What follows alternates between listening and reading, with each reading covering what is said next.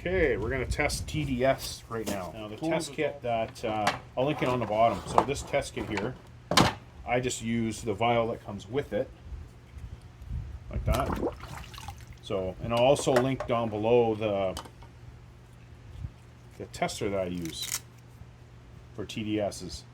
Now it's good to have because you know, if there's too many TDSs in your water, then you're going to have to drain it. So it's some places, well, some videos will tell you that you stick it in the water, like the hot tub, just like that.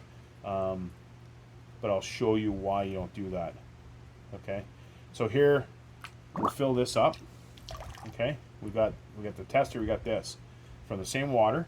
Okay, and I'm gonna turn it on and I'm gonna stick it in here. So we'll say 677. And if the water is moving around, like if I move it, sometimes it moves.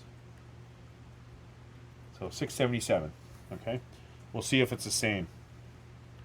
So we'll clear it and we'll stick it in here.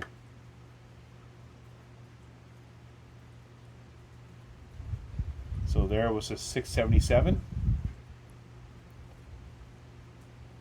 And it's 677. Okay, so sometimes it's making me wrong here, but I use this so the water's still. Sometimes when I put this in the water in the hot tub, if it's moving around, if the water's moving around or it's still kind of moving, I'll get a readings that go kind of up and down all the time. And if your TDSs are too high, then you're gonna have to drain the water at least halfway. Drain it down.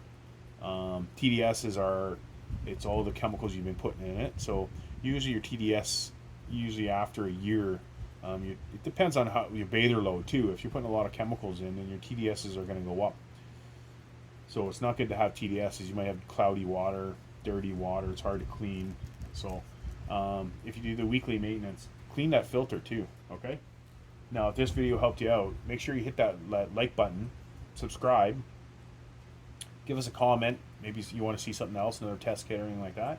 Okay, and we'll see you on the next one.